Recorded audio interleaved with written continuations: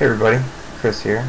I've had several requests for me to show you guys how to mod enemies and also mod some of the weaponry in Field Runner. So here's a quick little tutorial to show you how that's done. You're going to have to SSH into your iPhone. There's plenty of tutorials on YouTube to show you how that's done, so I'm not going to go into detail about that, but I will show you just how to connect, which you should already know. You're going to enter your iPhone's IP address here.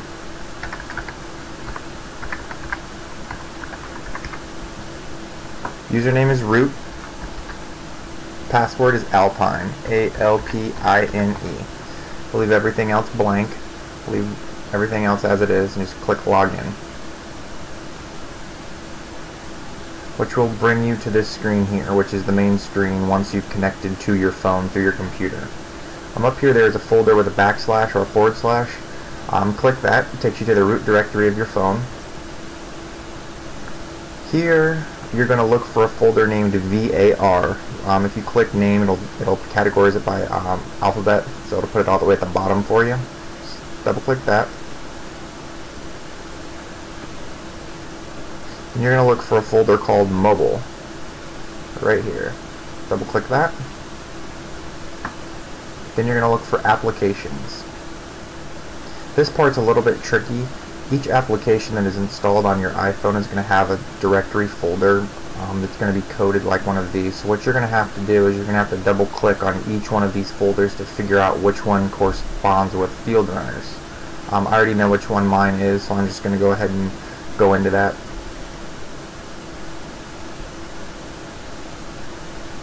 Alright, here's the main Field Runners application folder.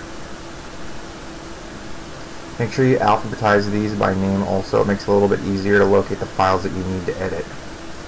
Before you edit any files, I recommend you creating a folder somewhere on your computer and save the original file before you modify it. That way if you mess something up or the game won't load or the game gets laggy, you can replace it and you know where you started. I've actually started to mod maps and stuff like that, and a lot of the maps will work, but every once in a while I'll do something where the map won't work and the game won't load. So I've got to re-edit that back to the normal settings before it'll work again. So make sure you save a regular copy of the file before you do any editing to it, so you have something to replace it with. Any of the unit, like for example this one is unit_tank.enemy. Anything that ends in .enemy is actually an enemy file that you can edit. And I'll show you how that's done. It's very self-explanatory, just like when you edit your towers and stuff to take the dollar amount down to 0. It's pretty much the same thing. Alright, so here's what it looks like once you get it open. Very easy and self-explanatory. I don't think I've modified this one any, but here's the health for that item in between the quotation marks. Whatever you change that to, if you make it higher, obviously the tank is going to be stronger. If you take it lower, the tank is going to be weaker. Something that I like to do just because the helicopters are a pain in the butt, I'll actually take this number way down, so like 1 or 2, so it's very easy to kill the helicopters. What is kind of fun to do is just mess around with these numbers. If you make this a negative number, as soon as this vehicle touches the map, it automatically dies, which is actually quite funny. It's kind of funny to do with all the soldiers because, you know, they walk out in a straight line and as soon as they hit the map they just die.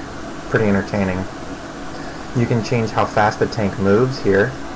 The score you will get for killing the tank, you can change that to 900 million, and every time you kill a tank you'll get 900 million points. I'm not sure what resources is, so just leave that alone. Damage. Here's the movement speeds. Here's the movement sound that the tank makes when it moves. Obviously, you can switch those files around too, make it sound like a goo or anything. It's just fun. You can have fun with it. So there you have it. That's how you modify an enemy. Let's see here. There's a robot enemy.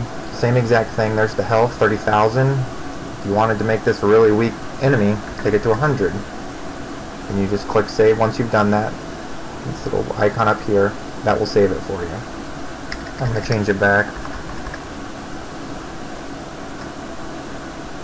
The score you get, same thing. Each one of these files is exactly the same, so it's pretty easy.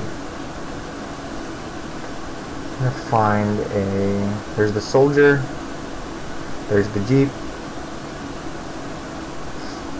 heavy soldier. Let's go down to the ones that have towers on it. I can just show you a couple cool things with that too, how to change the fire rate.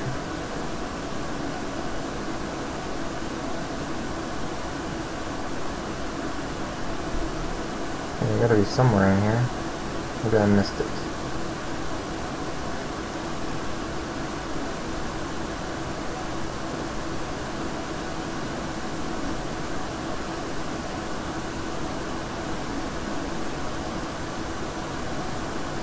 Here's the projectile for the missile. You can modify that too.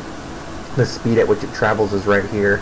You make it really, really fast, so as soon as it comes out, it's instant to hit the target, which is kind of fun to do.